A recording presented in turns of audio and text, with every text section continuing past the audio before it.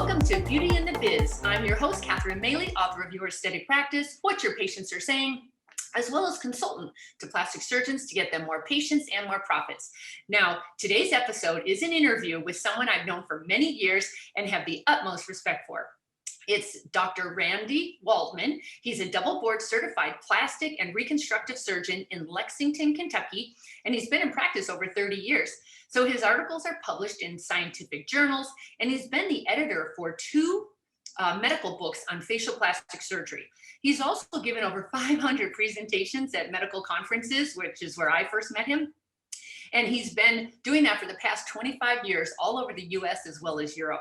Now, Dr. Waldman has grown his private practice to 4 surgeons, which we're going to talk about, plus a Quad A certified surgical center, plus a medical skincare center, plus many, many staff. And he's been voted Central Kentucky's cosmetic surgery practice for 7 years. However, his even bigger claim to fame is his unique ability to organize and coordinate over 45 medical conferences. Currently, he is the founder and the director of the Global Aesthetics Conference in Miami Beach at the Loews Hotel in November, and we're really excited to be there. So, Dr. Waldman, thank you so much for joining me at Beauty in the Biz. Well, thanks a lot, Catherine. I appreciate those very, very kind words, and we have known each other for many, many years. It's been a great to know you over that period of time, and you're certainly one of the outstanding people I know in the field of management and marketing of aesthetic practices. I see your little book in the background there, and you know what? I give that to every new person on my staff to read over, even after all these years. It's probably been 10 years since you've written that book, but it's still as applicable as it always was. Thank you so much. I actually wrote it to stay timeless because I knew if I put technology in there, it was going to change. So I just went with the fundamentals. So thankfully it's stayed alive and well. So let's talk about what has been happening now in the world, because I haven't seen you for a couple of years now because of this whole COVID business. And I'm in California, so we're still a little hindered here, but Kentucky seems to be up and running and flourishing. And I talked to a lot of surgeons all over the United States, and think life after COVID has been really good for cosmetic surgery. So what's been happening on your end?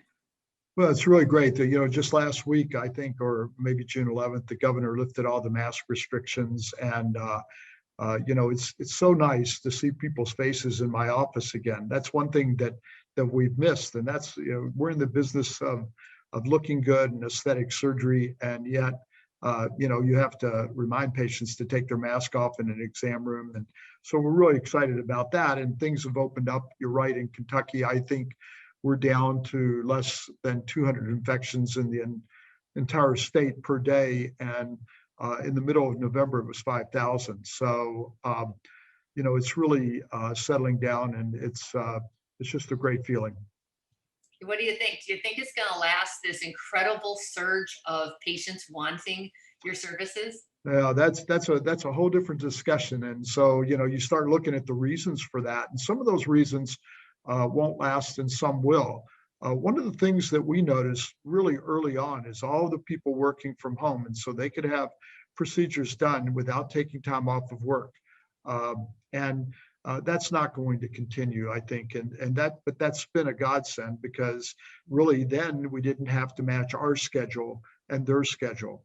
They were on a sort of a permanent at-home vacation, if you will. And we're starting to just see signs of people going back to work now and going back to the workplace. So that part of it won't last. The Zoom dysphoria, it'll be there for a while. We're still doing Zoom calls, and people are still looking at themselves critically.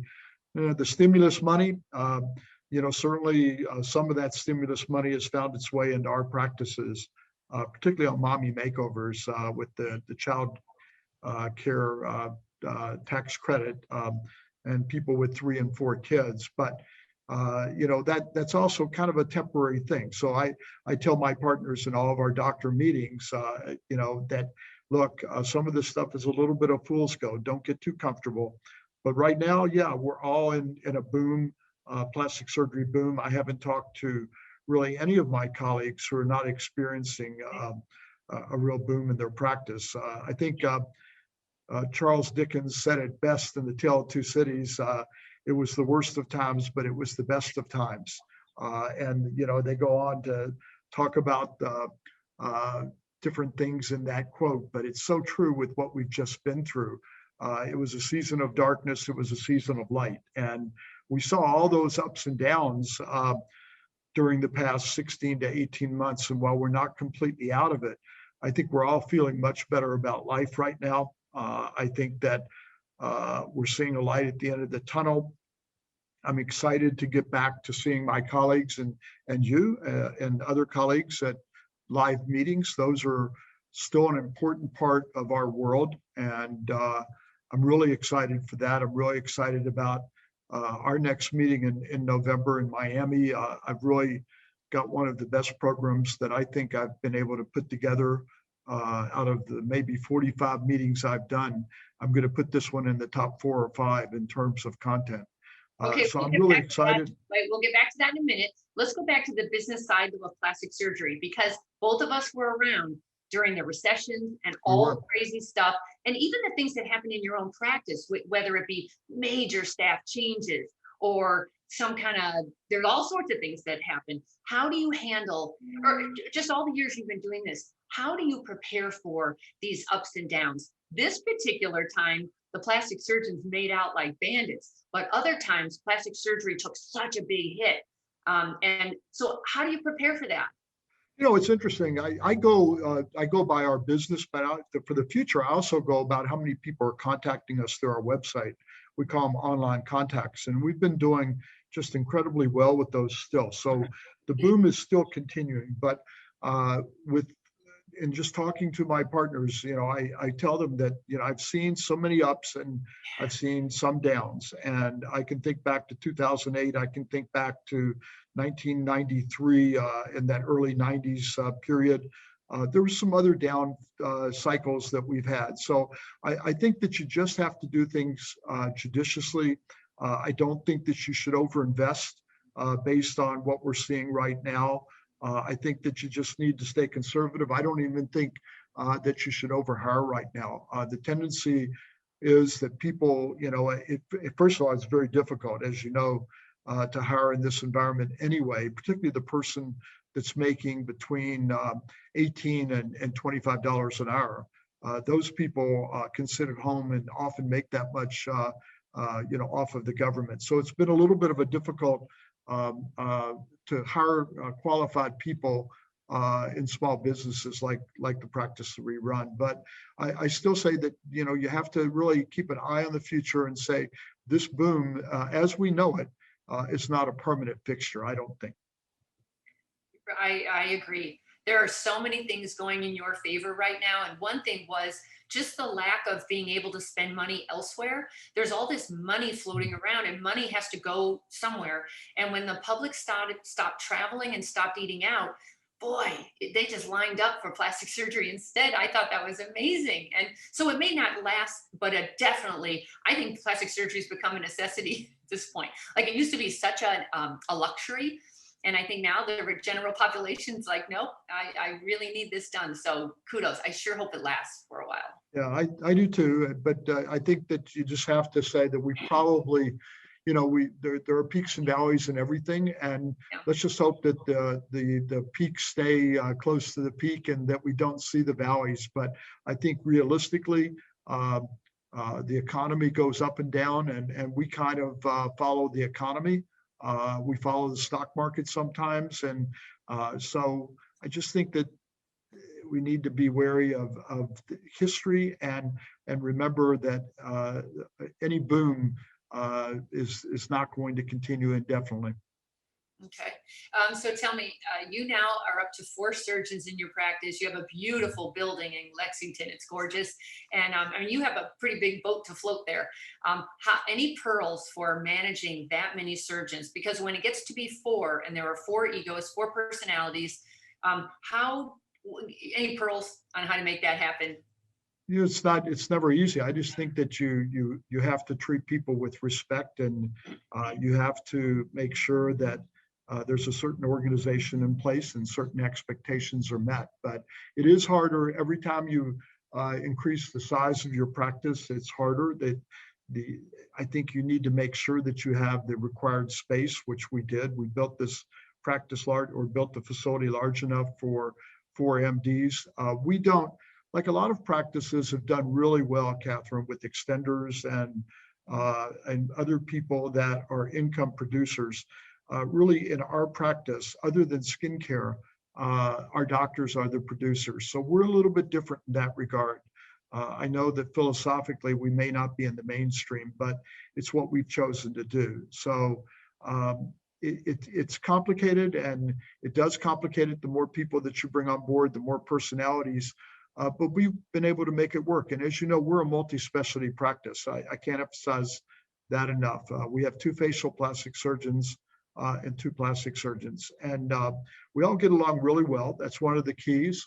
We're all pretty good friends. We don't necessarily socialize all the time together, but we enjoy seeing each other at the office, and we all share a lot of the common beliefs and philosophies, and that's kind of what makes it run well. Nice. And then what about staff? Any staff tips that you've learned along the way in your 30 years? Because staff can be probably, would you say it's one of the most frustrating aspects of running a practice? Just Well, every time you get it straight, it's like, gosh darn it, everyone's running like a well-oiled machine, and then somebody gets pregnant or somebody moves away, because yeah, so it's all those things for sure. It is frustrating, and it's the hardest part about running any type of small business. I'm sure it's not unique to what we do, but there are periods of stress in what we do. There are periods where it's a little bit more hectic, and that puts a little bit more stress on the practice.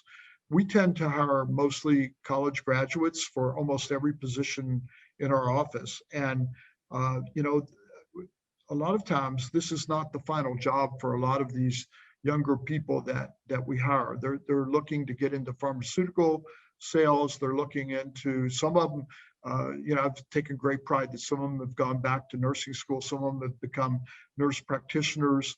We've had a couple that actually went to medical school. And so I take great pride in mentoring a lot of young people along into medicine.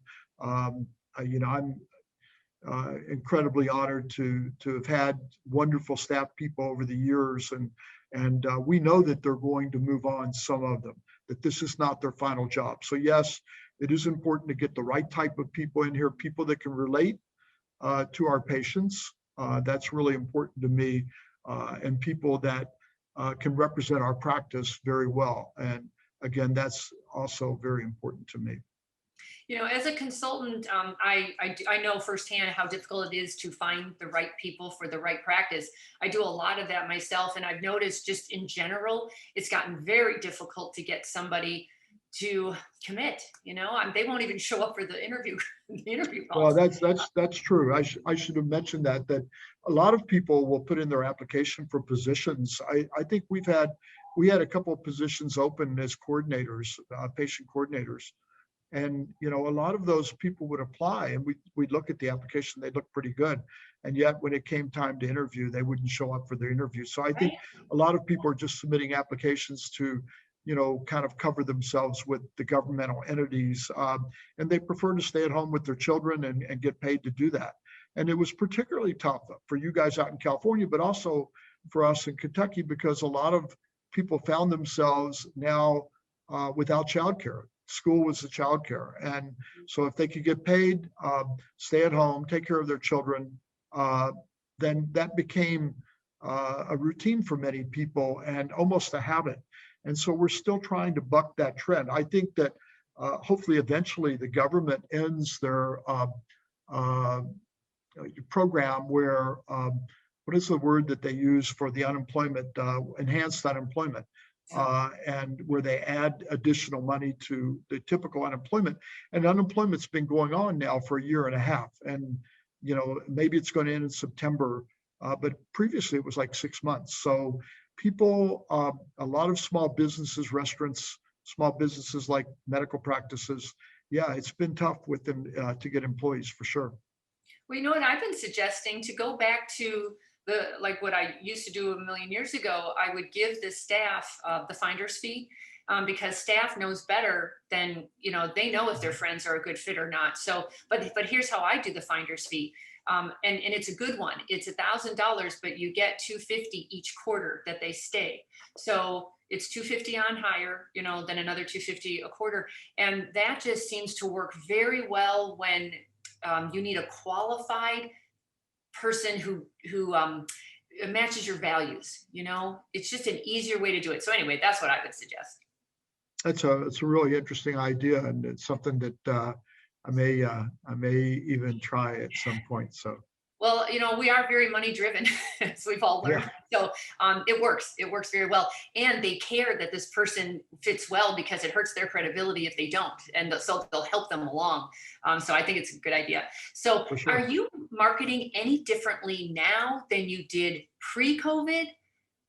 Not really. We really haven't. We're not a heavily marketed practice other than the obvious, the website. Really, I've been looking. We lost our social media expert in January to pregnancy, and so we really haven't done as much with social media as a lot of practices do. I'd like to. I think it's important, and I know a lot of my colleagues get a lot of patients from social media, but that hasn't been what we've been doing. Most of our patients come from our website and from word of mouth. And as you know, 85% of patients by at least studies years ago came from word of mouth. It may not be that many anymore with social media, but it's still a very high percentage. So because we've been in practice for so long and have a loyal following, then for us, the website is our major marketing tool. That's interesting because if you study SEO, and you've heard the talks about SEO is dead, and I get that. If you're not willing to do the content that it takes to get people to your website, that's going to be a challenge for you. Otherwise, you have a lot of different arrows pointing to your website. So they might start. Actually, I don't think word of mouth has gone anywhere. I think it's been diluted because of the way people communicate. So I think there's still the girlfriend telling the girlfriend, but there's also her sharing on social, her texting somebody, it's just got more digital and it gets lost in the actual, like, where did that referral come from? However, so when she does that, first the girlfriend tells her about Dr. Waldman. Then she says, oh, let me go check out Dr. Waldman. And they usually will go to your Instagram because a lot of us just go straight to Instagram to check out your photos. That's what we want to see. And then they go to your website. So it's a very zigzaggy road nowadays. So. Yeah, I think that there was a really good study that talked about how people find you, and it was something that was through one of the online sites, and they were basically talking about millennials, but I think they could really have been talking about any group. And they said the number one thing that drives people to your office is photographs and pre and post-op pictures. But surprisingly, the number two thing, and this was about 5 years ago, so it was a little bit before it became a necessity. The number two thing is reviews, and then the number three thing gets into pricing. But I think the pricing for some people might be an issue, but I don't see people price shopping as much as they once did, and maybe I'm being naive about that.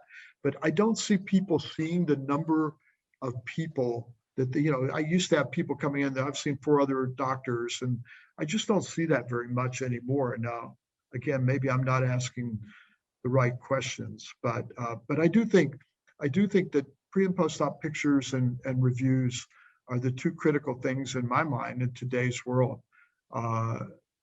Even it was millennials in that study, but I got to tell you, even some of my more mature patients tend to look at reviews now. For sure. And I'm also watching these practices put their pricing up on their websites. And I'm going to ask your opinion on that, because here's mine as a patient. To me, that looks like oh, okay, you just care about price, so I guess I should just care about price.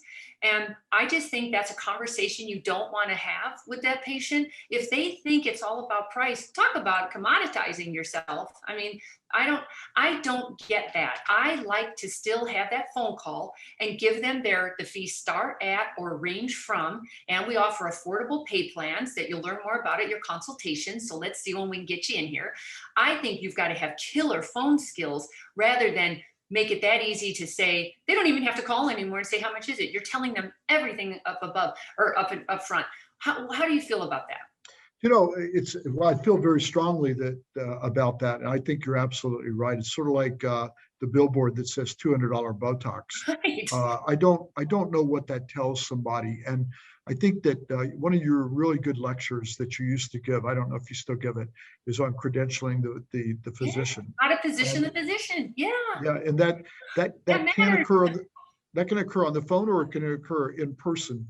One of the challenges that I was going to, and I'm hoping to find the answer from you, but one of the challenges that we had in the heart of this, when we were really, there was a point about 4 or 5, 6 months ago where I looked at the number of calls that we were getting per week, or the number of calls, and some of them had to do with COVID issues and lab work and all this stuff. So there's a lot of different things. But we can look at our phone system because it's a digital phone system. And I can tell you on any given week, number one, how many phone calls did we have coming in? And then I can tell you, number two, how many um, abandoned phone calls did we have? Because we don't have a certain number of lines anymore. We're on a digital system. So we have as many lines as we have telephones, theoretically. And that's made things more complex because now we have 23 computers in our office. Now 23 people can call at the same time. So now you really have a credentialing problem because you're having to expand the number of people who answer different phone calls. One person can't do it, two people can't do it. Now you're taking messages. Now so when we were thought we're not, I don't think we're doing 1,000 phone calls a week now. Maybe we're down to 800. But those are the things I look at to try to see, what I need to staff the office with and how I need to distribute that, and whether we need to rearrange who answers it and how they answer it. But it's become a lot more difficult than just having one or two people answering the phone calls. For sure. I actually work with big call centers like yours that have over 1,000 calls a week. And boy, the secret is technology is everything. Script the heck out of people. They get a 2-minute phone call, not a 12-minute phone call. And you're just monitoring everything. And just when you think everyone's trained, they go right back to their bad habits, and you bring them right back again. And it's a constant, never-ending training with accountability attached to it. But I'll tell you, that's how you do it. Otherwise, what's the other alternative? You just turn into this website that becomes the receptionist. And oh, you want to know the prices? Here you go. And then did you want to schedule or no? And just leave it up to them. I hope that's not where we're heading. And I know some areas in Miami, it's getting very much like that. It's they're not even meeting the doctor until the day of surgery. It's become very take the personality. I've heard that. I've heard that from, a couple of sources that there are practices where you don't meet the doctor until the day of surgery. I just think, I don't know, that's so dangerous to me because I don't even know that you can defend that on a liability basis. There is the whole thing that even with informed consent, many people feel that informed consent really can't be given or signed on the morning of surgery because the patient theoretically is very stressed. And so, we try to do all of our informed consent 2 to 3 weeks before surgery in a well-orchestrated surgical planning session or education session. And we have one nurse that's her sole job, is to make sure that our patients are good to go for surgery and that they're well educated. We've made videos of planning sessions and we're not completely through the video cycle yet, but we've made a lot of really good videos that have helped cut down the amount of time that somebody would have to spend with a patient. But we're very insistent that our patients are well educated and that our informed consent has occurred well before surgery, and that our patients are, healthy, because we do most of our surgeries, like 97, 95, 7%, whatever, in our own surgical center. We have an accredited surgical facility, as you know, and the only patients we tend to take to the hospital are patients with, BMI issues or health issues or whatever. So most of our patients are done here, but at the same time, we're under a different standard. We have to perform better than the hospitals. We have to be a little bit better. We really can't afford errors and or bad outcomes. So we're really pretty strict on the front end as far as health issues and other issues that relate to pre-op planning. Well, as a patient, I love the privacy and convenience of your in-house surgical center. I can't imagine going to a hospital. That sounds horrible to me. But I also can't imagine going somewhere where I hadn't met the doctor. I don't understand. There's a certain group of patients who just don't think the doctor's important, or I don't know what their mindset is to say, oh, sure, I'm just going to meet with somebody on the telephone and they're going to schedule all this for me. And I don't even know what's going on, or I just don't get that. And I hope it doesn't catch on, because if we take the relationship out of this and all we have left is price, that's not good for any of us. Yeah, and the other thing is we kind of want to know a little bit about our patient too, don't we? It's not a one-way street. It's really a two-way street. Probably the only negative review that I've had in the last year came from a patient who basically I turned down because I really felt, she was a rhinoplasty consult, and I really felt like she had, expectations that I couldn't achieve. And she'd already been to one other doctor and brought me in imaging pictures from this doctor and said, this is the nose that I want. I looked at that nose and I really think it looked very good. Mm-hmm. So I told her, I said, no, I'm not going to go there with that. I think that you really need to, I did it nicely, I thought. And she wrote a review and said she ran out crying, and she thought that I was going to be the choice and the right person because she liked the noses that she saw, on our website. But, I think that we reserve the right, and we should turn down patients. I've got a lecture coming up at a meeting in Nashville that Michael Gold puts on, and it's the second time I've given a lecture on body dysmorphic disorder. But, after 40 years of doing what I do, you get a good feel for body dysmorphic disorder. And I found that the final slide on that talk, Catherine, is that there are good crazies and there are bad crazies. And what you'd like to do is cultivate the good crazies in a way, because you can be very helpful for good crazies. The studies have shown there are at least 15% of the people that come into our practice that probably could be classified as having body dysmorphic disorder. On the other hand, the bad crazies, those are the ones that come in and shoot you. Those are the ones that write the horrible reviews that you see. And those are the ones that just dog you. And so, that's why seeing the patient the morning of surgery doesn't make a whole lot of sense to me, because, I eliminate not a lot of patients, but I eliminate some. Mm-hmm. For sure. One question about non-surgical. When you run your conferences, you see all the new technologies coming out, and there are more than ever. How is non-surgical treatments affecting your surgical procedures? I'm sure it does, because it's, number one, use of discretionary money and limited resources. So somebody else is getting that discretionary money. A lot of times might be a med spa somewhere, and the old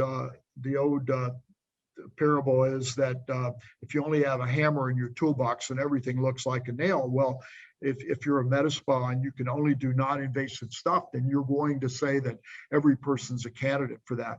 And realistically, that's just not true. And we know that.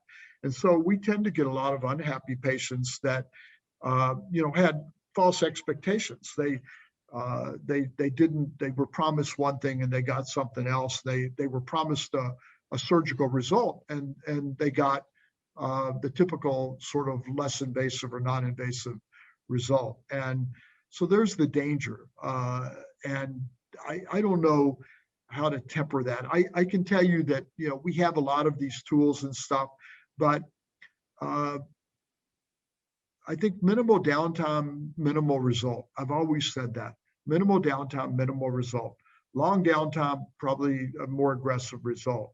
And it starts with little light resurfacing procedures versus the gold standard, the fully ablative CO2 laser resurfacing. Well, that's a long recovery, but it's a major wow result. And you can't get that with anything else. And so I think that because we have so many people now that attempt to do or do what we do, but only have a limited amount of tools that they can use, that you tend to see a lot of dissatisfied or unhappy patients because of that. I have such a mixed feeling about it because as a patient, I've entered every door you can enter into this industry. And I started personally, 23 years ago with microdermabrasion. I just got my little package of microderm and I got to know the esthetician, and it was just a relationship kind of thing. And it was a fun thing to do. And boy, then I just moved right on to Botox and filler and IPL laser. And so many times I tried to fight the surgery with the non-surgical, but it was helpful because it kept me in the game. It's just, you're right. My disposable income went to non-surgical until it couldn't anymore. And then I jumped to surgery, but then I went back to non-surgical if I could, so I think it's complicated for the patient.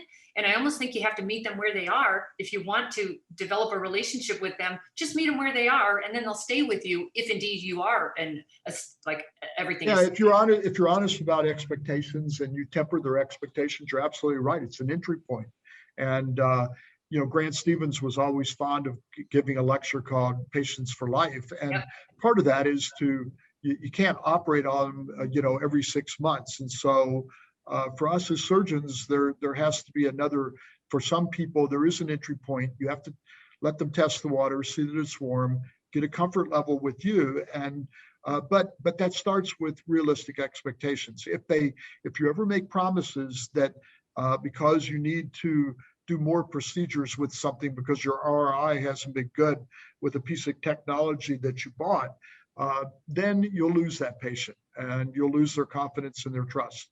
So whenever we look at, technology, we've got to be sure that it works for us and it's something that provides an entry point. An example would be, we were on the forefront of microneedling with radio frequency. We've been doing it now for several years, and we have some really nice results with that. It's not a substitute for surgery. If we have a person, though, that's unhappy, we tell them on the front end, look, you should have 3 of these procedures. If you don't think it does enough for you, then we'll apply half of it to your facelift. Perfect. That's what kind I of how we want do as that. a patient. Yep. And I think some of these technologies, they need you to come back 12 times. I will just tell you as a patient and as a human being, I think it's a struggle to get people back 12 times. I think 3 is about the limit.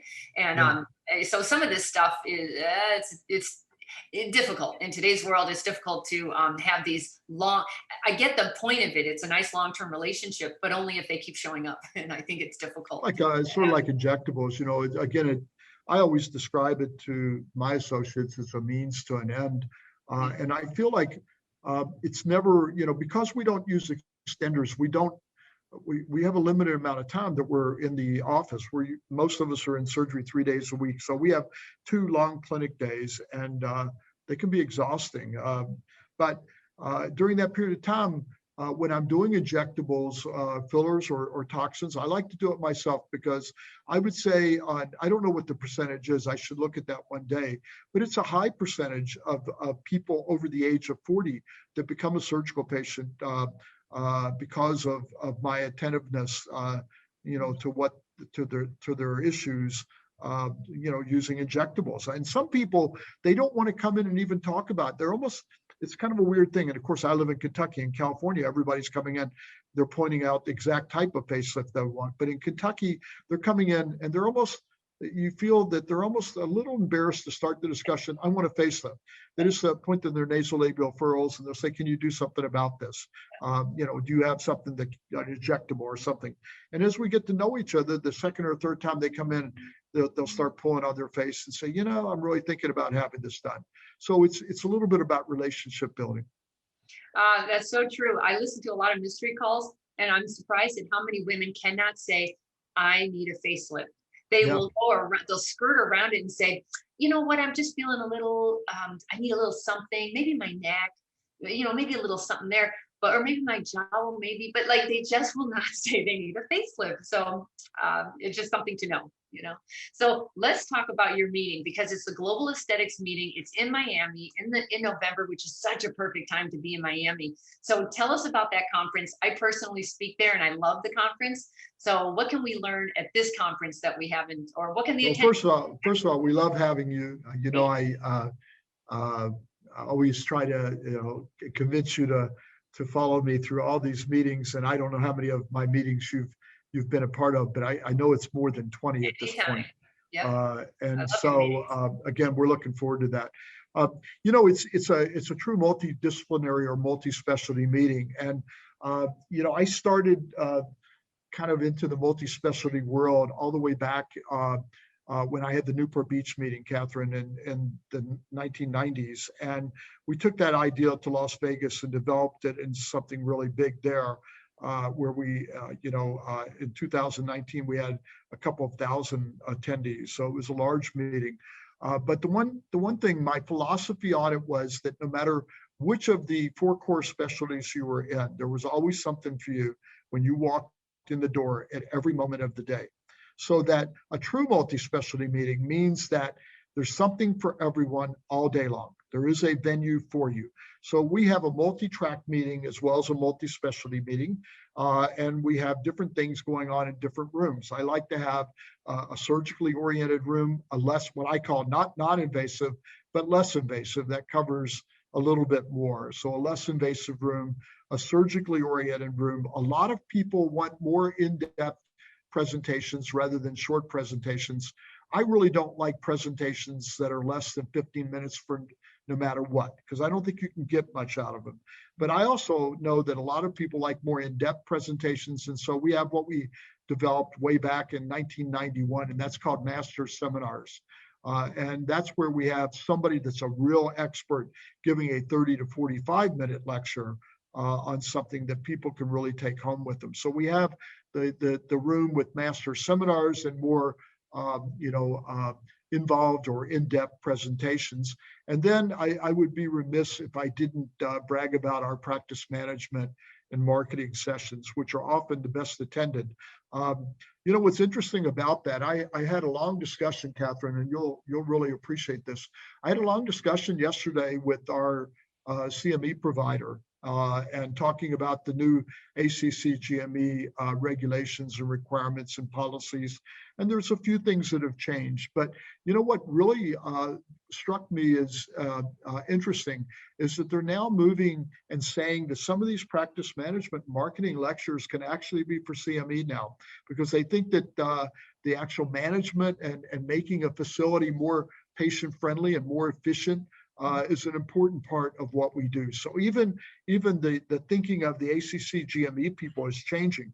But back in 2004, we started a practice management marketing in depth, and now our program is one full track of 3.5 days of practice management marketing lectures and talks by the country's experts, including yourself. And to me, every doctor should be bringing their staff to these meetings.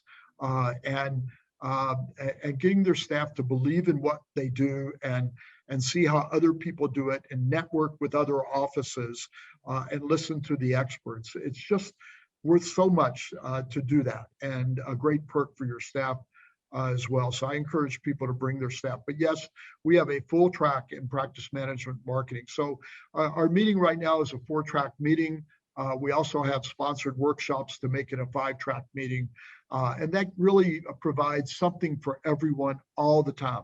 And that's a real multi-specialty meeting, not just having a couple of specialists of each type there, but we have a full cadre of dermatologists that are experts in cosmetic dermatology, oculoplastic surgeons, facial plastic surgeons, and of course, plastic surgeons.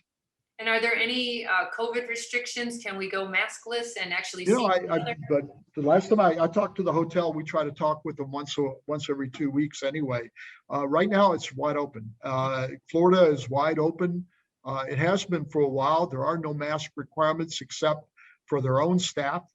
It's up to us if we want to require mask, and we're not going to. I would encourage people that haven't been vaccinated to either get vaccinated, which I would encourage, or to wear a mask during the meeting. But we're not going to require that. And I think the majority of our colleagues have been vaccinated and are looking forward to a maskless meeting. And as far as restriction of numbers of people, there are no restrictions right now. So let's all keep our fingers crossed. And I have great confidence that the authorities in Florida will maintain the same posture. And is it open now for registration? It is. You can What's register by going to our website of GA Conference or Global Aesthetics Conference.com. GA is another URL that we have, so gaconference.com. And and if you need to call us, you can certainly call. I don't even know the 800 number right now, but you can call our office 859-254-5665, and or you can write to me personally, srwaldman@aol.com. I still You've had that forever. I know, but it's sort of like changing your phone number. I could say you've had the same phone number forever. So I'm afraid people won't be able to find me if I go to something else. So it's srwaldman@aol. I have a Gmail address, but I don't even look at it. So I'm kind of old-fashioned in that regard, but it works for me. All right. And is the meeting completely live, or can you go virtual, or is it all live? That's an interesting subject. And, I talk to a lot of industry, and I have a lot of friends in industry, as you know, and I try to keep, abreast of what they want, what is important to them. I think the virtual meetings, I think that cycle is tapering off. And so we may have a couple of elements of the meeting that we beam out, like the live injection session. We may put that live, but we're not going to charge for whatever we put live. We're not having a segment of it for CME that you can take virtually. I'd like to see everybody there. I think that is a principle that I've lived with, and we've gotten through COVID. We've actually pretty much, Catherine, stopped doing virtual consults in our own practice, and I know a lot of people still do that. But we were finding that we were just seeing them twice anyway, that we would see them virtually and talk with them, and then they would come back in and we would forget a lot about what we said, and they would expect us to know. So we've pretty much gone back to live consultations without any resistance at all. The exception is out-of-state people. We will do virtual consults on, because we know that they have to come from a long distance. But I still insist on having everyone, even on an out-of-town patient, come in the day before, so we can do an appropriate planning session, have plenty of time to do that.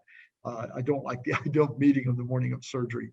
Right. So, maybe that's the old-fashioned part of me, but it's worked for a lot of years, so we're going to stay with it. But yeah, we would encourage everyone to look at our program. I don't know what you think of it, Catherine, or what you think of the practice management part, but I really like it this year, and I think it's very dynamic, and I'm sure it'll stray off of the beaten path, and we'll have lots of post-COVID discussions that we never intended, maybe when somebody submitted the talk, but it'll veer off the line a little bit.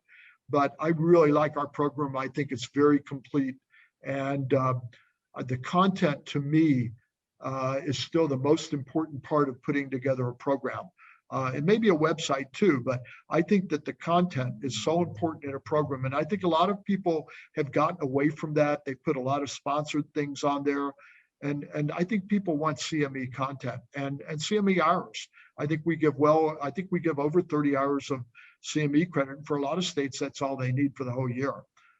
In Kentucky, that's all we need. So I would encourage people, take a look at the program and, forget about the fact that it's in Miami Beach and the weather is 75 to 80 degrees and the restaurants are great. The ocean is right behind us. It's really not important, right? The important thing is the content to the meeting and the people that you're going to be around. And really, it's about getting out and around people again and getting used to that again. And I personally think that's something that we've all really needed. And hopefully, we can all come together and there are not going to be any new crazy strains of things that pop up or anything like that. Well, I can tell you, I'm so excited. I haven't been out yet. I haven't traveled yet. So I will start traveling again a couple months, and then I'll be the Global Aesthetics. This is my favorite meeting because you know how to run a meeting better than anybody else. You're so right. There's always something going on for you. If you're not loving this section, go to another section and you'll love that one. And your food is always really good too. So Yeah. you really The food is really good down there. And the thing is, I just think that the corporate mentality, is one thing, but that's not, we feel like we're hosting people into our home or into our practice. I have people visiting our practice a lot. And, I think you have to treat people in a certain fashion. And so when I go to other meetings, I really look at that. And, I sort of preach that to my staff, and I choose my staff for that reason. I choose the same type of meeting staff that I started with, using my own office staff for that. But now my meeting staff are the same people. These are the types of people that I would hire in my practice to receive our patients. And to me, we talk about external PR, but you taught me years ago the importance of internal marketing and internal PR. And in my experience, that's proven true, that the TV ads and all that kind of stuff, it's about how you treat people, and then don't go out and talk about you. And then ultimately it gets down to reviews and how you treat people. So I'm going to leave with or I don't know if you're finished, but there was a story. The last time I sat with you, I sat there and talked about it. You said, how's your practice going? And, you asked me about reviews. And I said, well, we're doing pretty well with that. We've got like 500 or 600 Google reviews. You remember talking to me about that? And you said, well, let me look at that. You opened it up and you looked at it and you said, well, this is not good. And I said, well, what's the problem? What'd you say?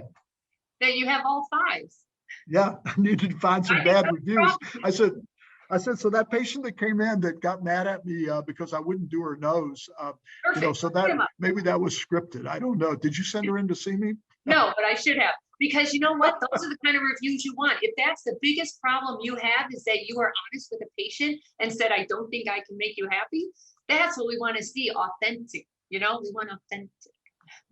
Yeah, I'd much rather have that than somebody writing about a bad surgical outcome or something like that. And so, but that was the last time we sat together, was when you told me about, we talked about reviews. So I still tell everybody in my practice about that. So that was pretty. So now do you have 4.9? No, I don't. I think we're still at 5.0. I don't know.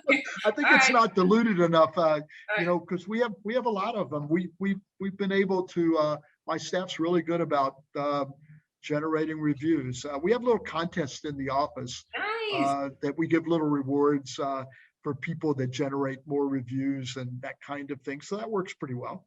That's a great tip. Very nice. All right, let's wrap it up now. Thank you so much, Dr. Waldman. I cannot wait to hang around with you in Miami in November, or maybe in Kentucky in October, if we can work that out. I hope you can make it here. And we've had you here before. You didn't mention that, and you visited us, and it was a great pleasure having you.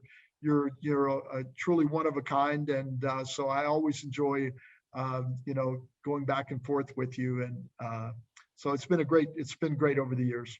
Good. Then I'll see you in the fall and twice in the fall. Okay. Oh, there goes my phone again. I'm so sorry, everybody. Let's wrap this up. Thank you so much. And if you enjoyed Beauty and the Biz, please head over and give us a review and subscribe on iTunes at Beauty and the Biz. And if you have any feedback or questions for me, please leave them on my website at catherinemaley.com, or feel free to DM me at Catherine Maley MBA at Instagram. Thanks, and we will talk again soon.